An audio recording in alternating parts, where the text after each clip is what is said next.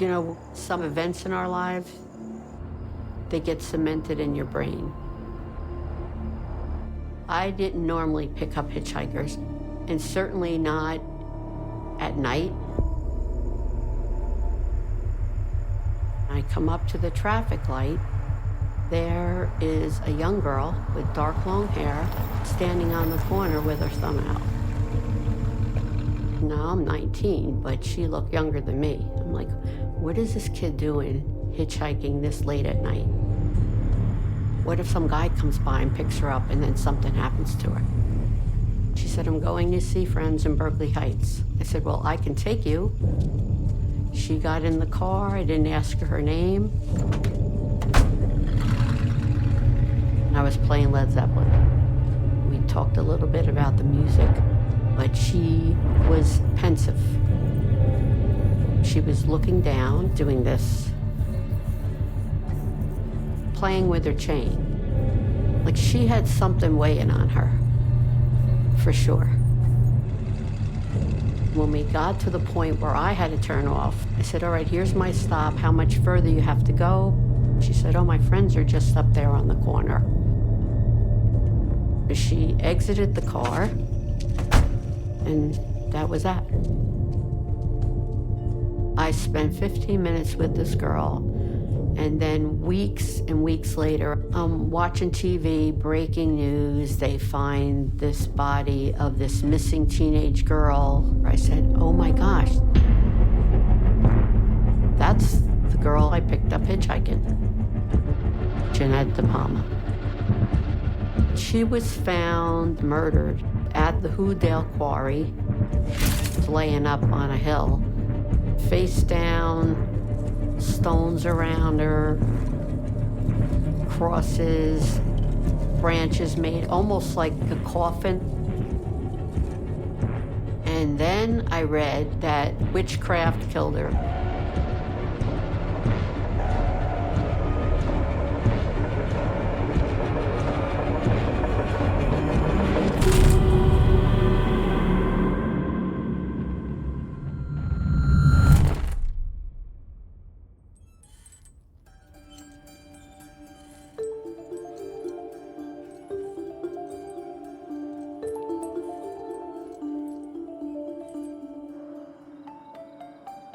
You know, I've been here all my life, born and raised. It's a nice place to live. We'd be gone all day, playing in the streets. But when the street light came on, you best be home.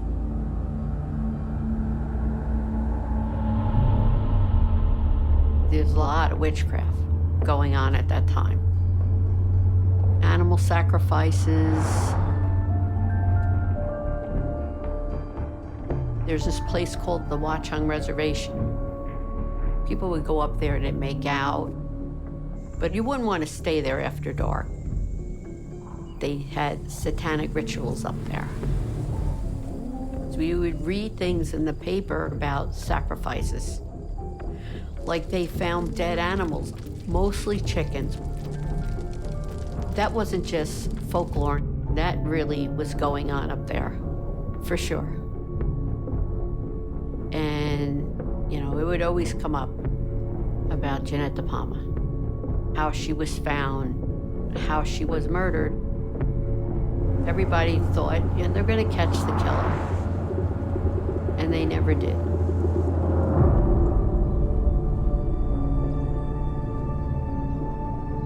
I keep hearing that people in Springfield are still afraid to this day. They talk about this case in hushed tones.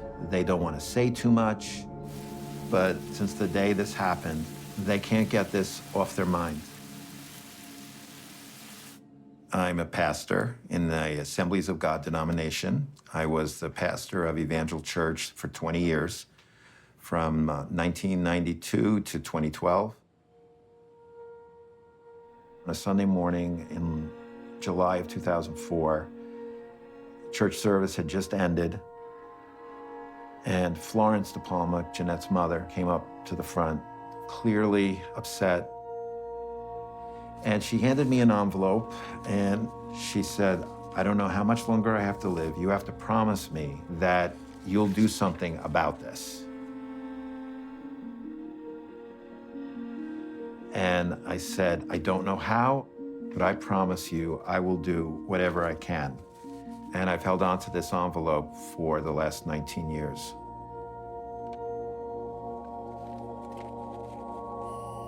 Whoever slayed Jeannette was certainly evil, and we believe as a church there are people who will choose to do evil just because they want to choose to do evil. But we also believe there are people that can be motivated and prompted by supernatural evil forces to do evil. For Jeannette's case, I prayed a great deal about this. My first thought was interview the family. There is a picture of your sister Jeannette. Beautiful girl. It brings back stuff I probably buried. She died such an early age, 16 years old she was when she went to be with the Lord. She was kind, good-hearted, and a dedicated Christian. The church was a big part of that family. Also, Jeannette, she was involved with some of the activities at the church.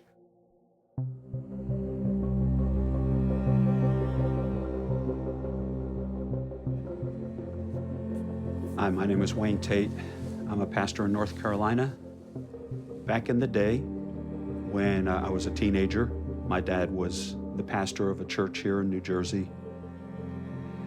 Well, the church's name was Evangel Church in Elizabeth.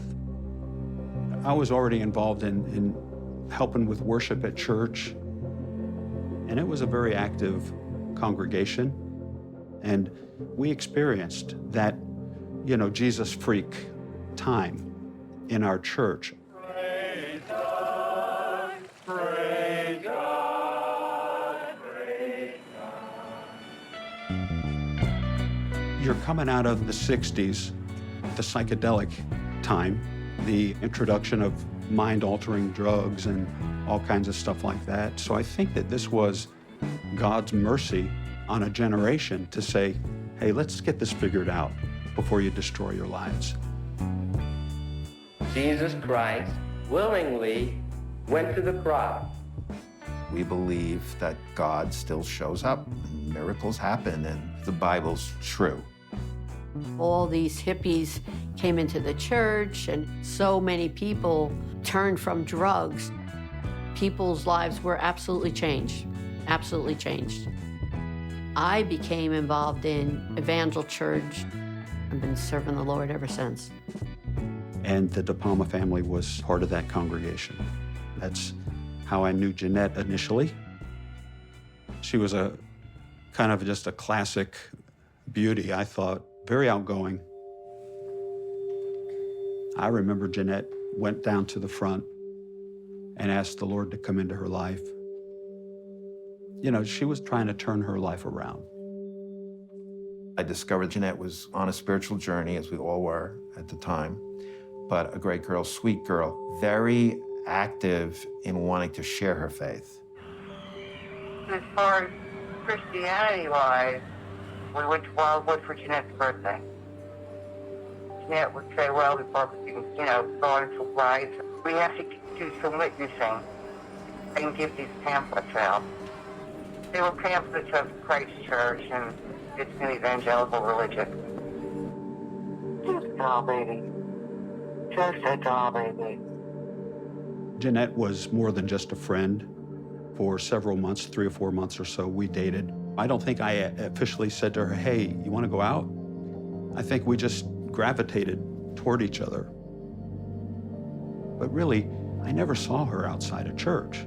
We lived in different towns. Jeannette felt we weren't able to give enough to the relationship. She kissed me on the cheek, turned around and walked away, and that was the end of our relationship. About a month or so after that happened, we got the news that she was missing.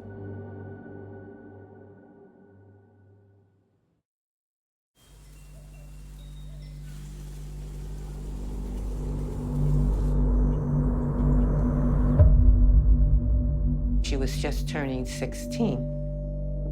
We thought that she was going to work. This is what we had heard. You know, she never came home. Honestly, we just worried and just waited. I was a patrolman on patrol, and they just said that the DePalma girl is missing. She, like, just disappeared off the face.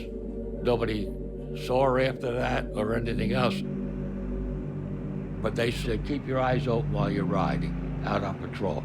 And we did. The stories kind of came back to us that the family felt she had run away.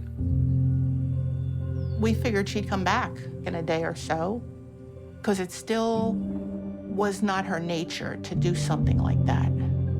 You know, I was thinking, when she returns home, you know, maybe we'll get another chance.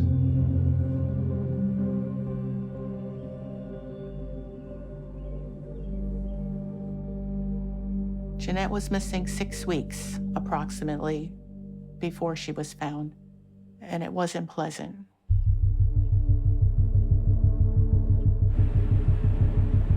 I was on patrol. I got a radio call to go up to the Wilson Avenue apartments. Mrs. Trezone said that her dog brought this arm home. And I'm looking at it, and I said, this is a real human. Because I could see fingernails on the fingers. I said, this arm, it might be the missing girl. That afternoon, they got a search party together, and I teamed up with Ed Kish, one of the other police officers. We figured she had to be somewhere in that area, in the quarry. I was the one to find Jeannette's body in the quarry on the plateau. She was just laying face down. It was a little shocking when you got up there to see the body. Her face was almost gone.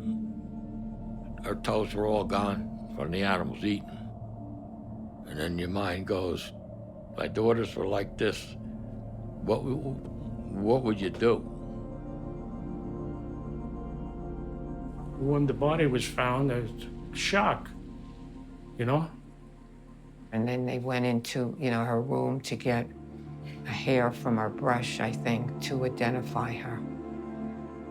After we got the news of what had happened, I'll never forget going with my dad to her home to talk with the family. And I can remember the door opening and the embraces and the tears and the crushing reality of it all. Were they able to establish a cause of death? I have no idea. Everything was hush-hush. They never gave a cause of death. They didn't say it was a homicide, and they didn't say, you know, she took her life. It just said suspicious, that's all. Poor girl. I never ever seen anything like that. This was all new to me. When she was found, there was some sort of twigs found around her. Police from the Springfield Police Department said there were upside-down crosses and stones placed around her body, which indicate some kind of occult-like activity. This is how it started, this article here. I figured whoever killed her was possessed by demons. That set off a firestorm of news reporters that this could be witchcraft. Authorities said Jeannette death may be linked to a coven or witchcraft assembly thought to exist in the area. How it happened, who did it, all I know is she was murdered. It was gut-wrenching.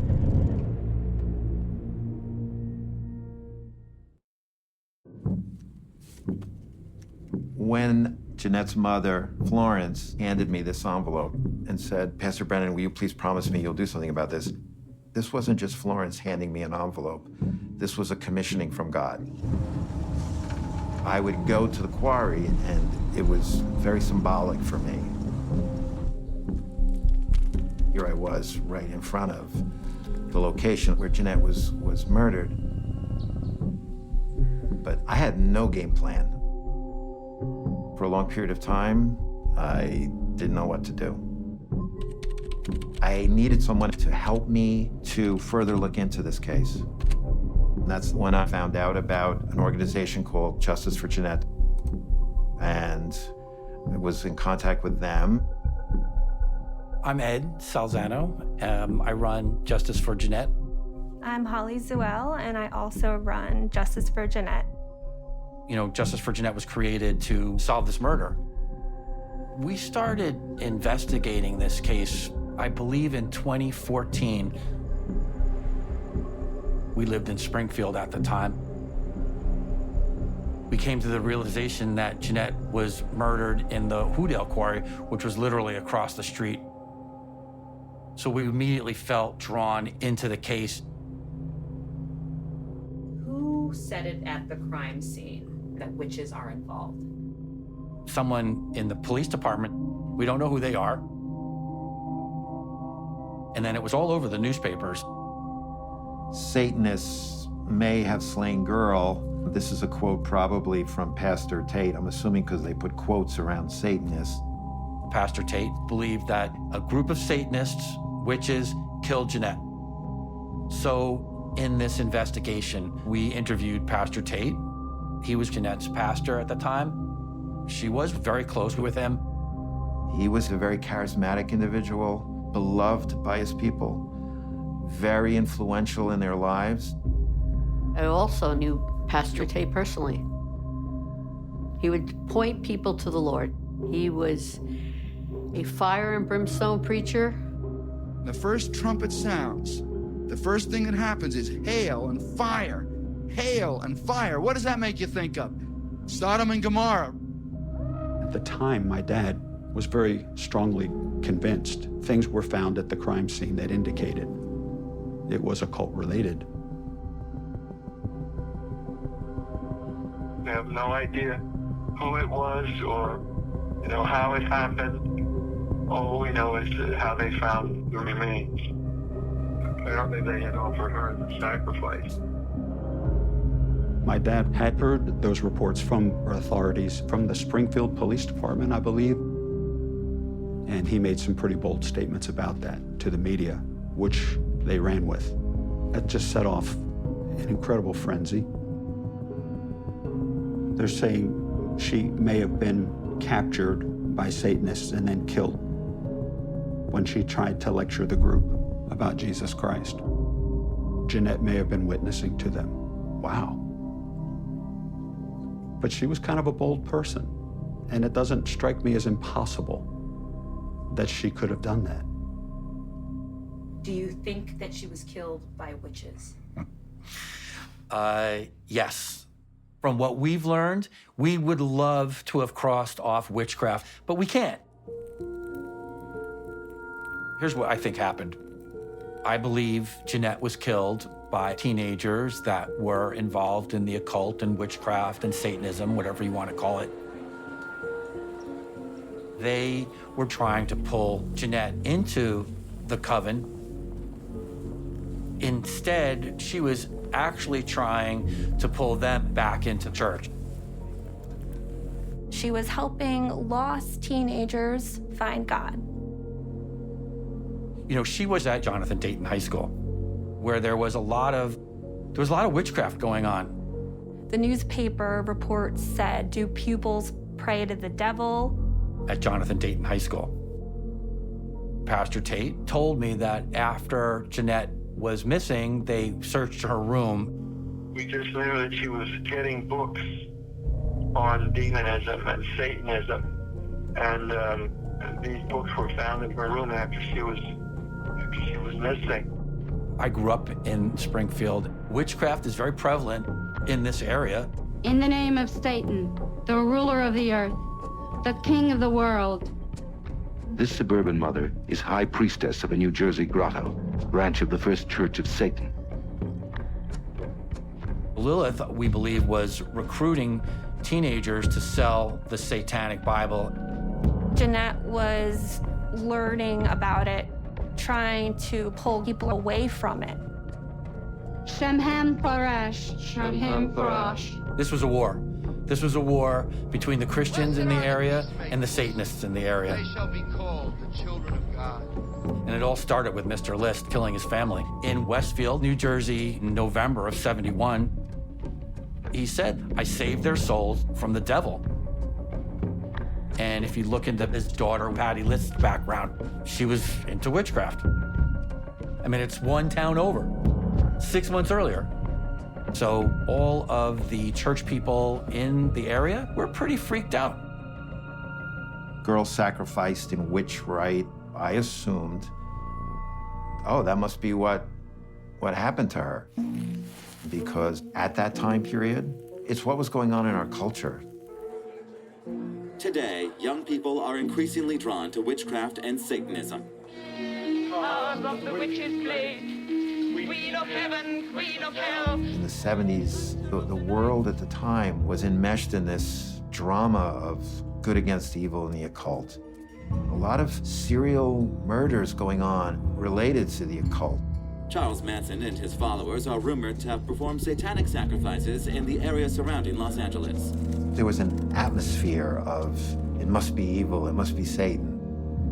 And to me, witchcraft is a decision that I'm going to worship Satan. The Satanists and the witches and the warlocks, there was all that group going on at the time. We were told that they were everywhere. The witches wanted a sacrifice, and Jeannette was the sacrifice. If all of this is true, why are no witches arrested?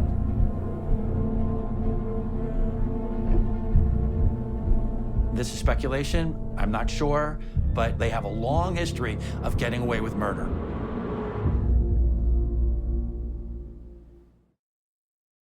Ed is very zealous. His zeal is very intense. And at times, and Ed will admit this himself, he needs to be reined in. I don't know if witchcraft really killed Jeannette. I personally don't have hard evidence of that. It's very difficult to discern what's true and what's real.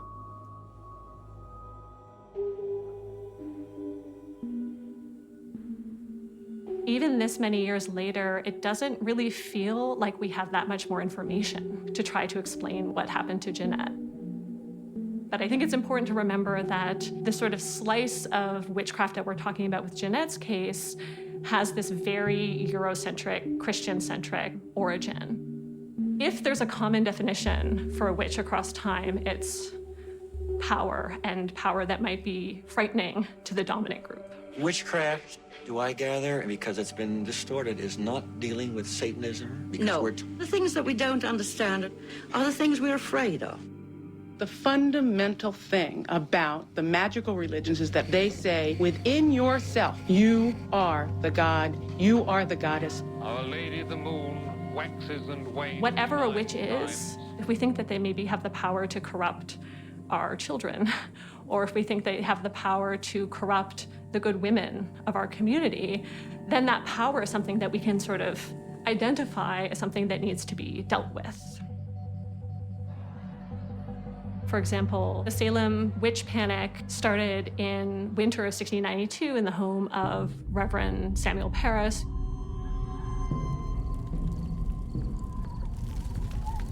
His daughter and his niece started to experience the symptoms of being bewitched.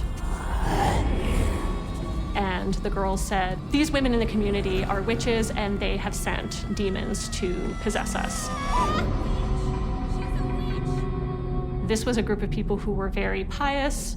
They all believed in witchcraft and so took these accusations very seriously, but it very quickly escalated. The Reverend Parris started to really elaborate a rhetoric of there's evil among us, you're either with us or you're against us. And this kind of charismatic leadership from the pulpit can really change the way that you think about your community and that you think about your neighbors.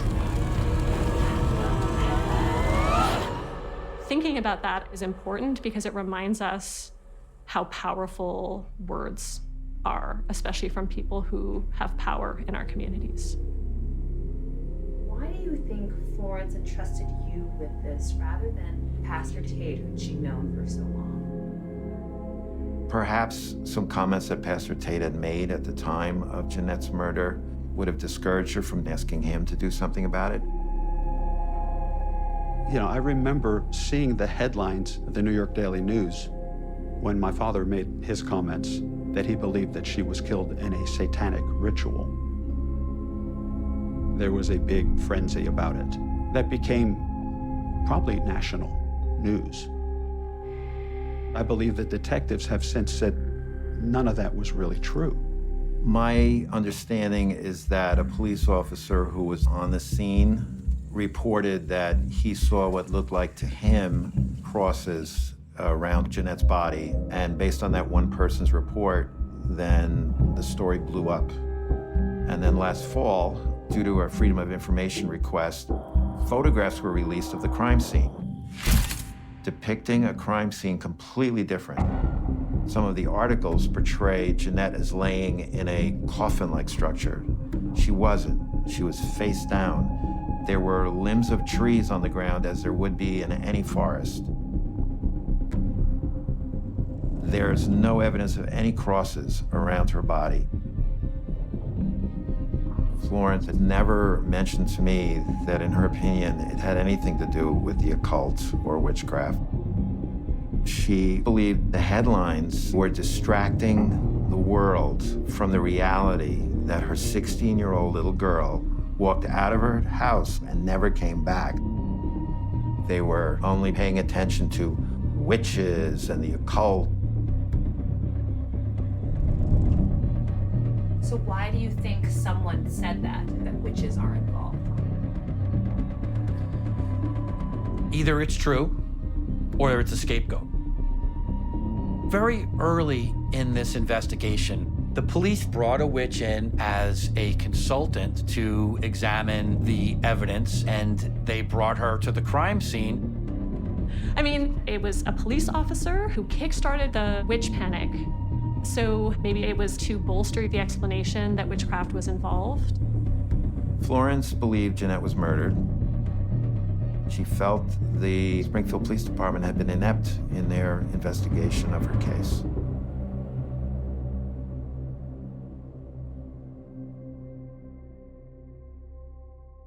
When I found the body, Ed Kish was my partner on our search.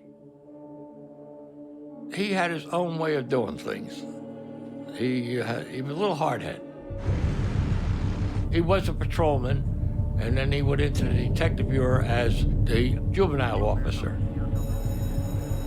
In school, he knew who was doing what and what was going on because he had kids coming in and telling him. He knew a lot of stuff. He knew the family, I guess, and probably knew Jeannette. Ed Kish said that Jeannette was a bad girl, that she was a party girl, and that he had to pull her out of cars at the park.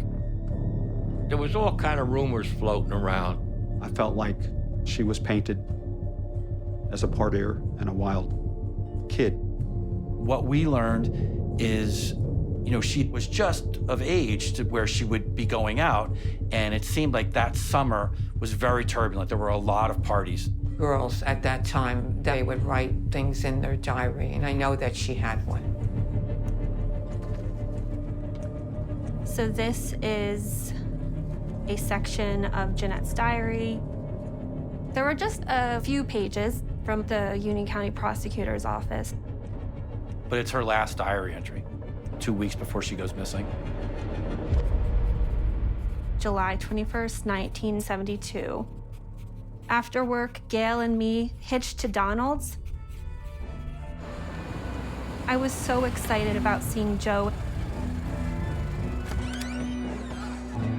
I walked in and my heart was beating 500 times a second. Some dude comes over and tries to make it with me, shoving SC down my throat.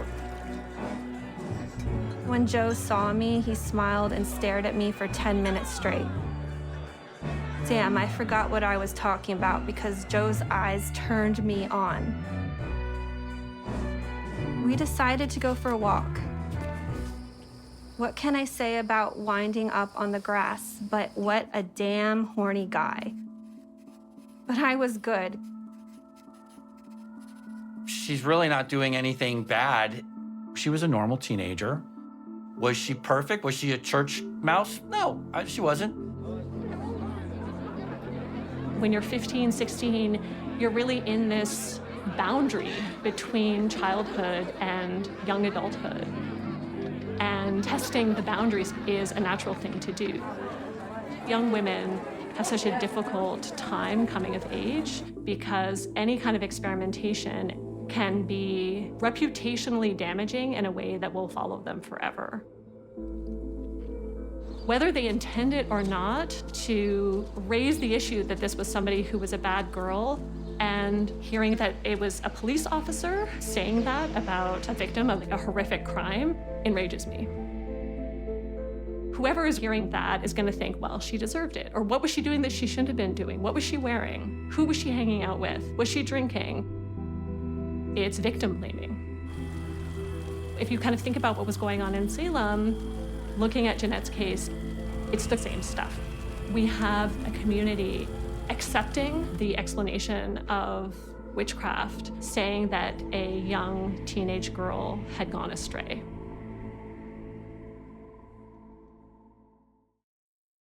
There were so many different rumors and so many different things said about Jeannette.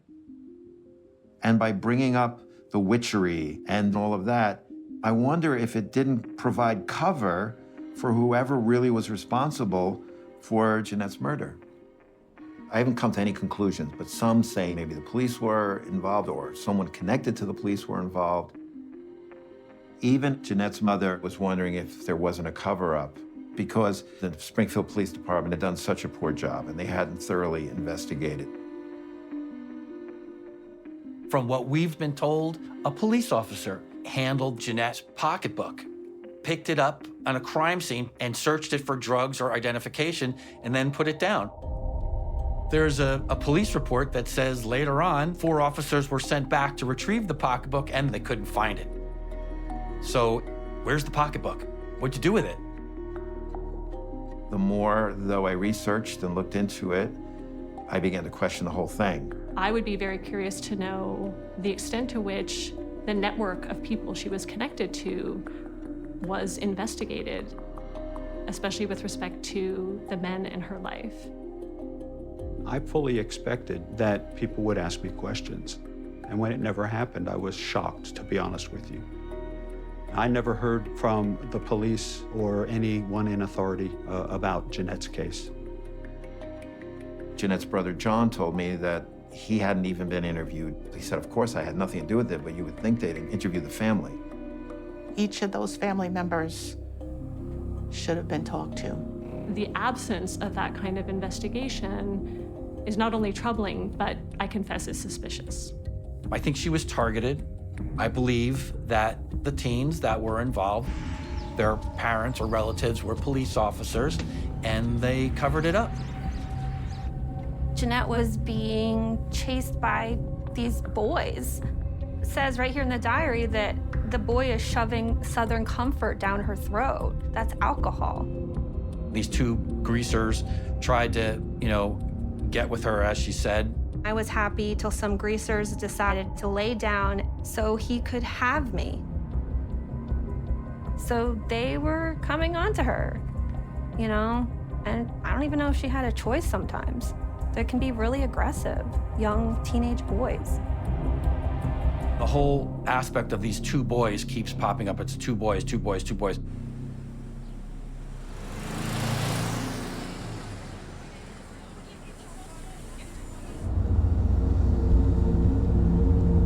The night I picked up Jeannette DePalma, she said she was meeting friends. So I turned the corner right like this, and watched her go up to the traffic light. It was a clear view for me to see her walk up and meet her friends right at that corner. 2 or 3 young guys and a girl, they were under the street light on the corner. After they found her, I talked to the police.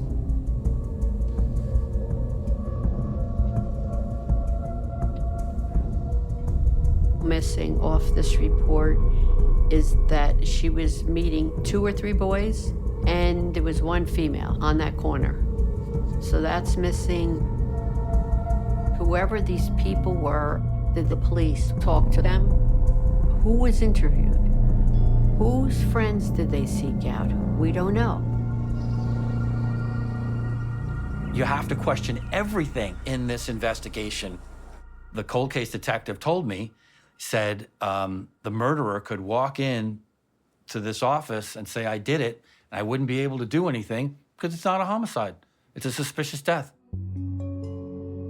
We started a petition to change Jeannette's death from a suspicious death to a homicide. It's gaining momentum. People are signing up to this day. Once it's declared a homicide, then state police can reinvestigate, but I would even prefer beyond that new sets of eyes take a look at this. We looked at the FBI crime lab report and saw that Jeannette had clothing, and it was too decomposed for microscopic analysis at the time, but there might be DNA evidence on it. Because I'm trying to find an answer, there is a pressure. Am I doing enough? Is there more that I can do? Is there something that I'm missing? And we are putting out a plea to the community again to please come forward with any information you may have about Jeannette's murder.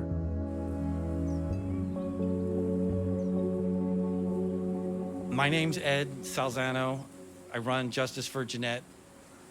We're living in an age of DNA technology that's pretty miraculous, and there's no reason why after 50 years, today's 50 years, that this case can't be closed once and for all. And justice has not been rendered for Jeannette. And we're here today to say, Jeannette, we have not forgotten you.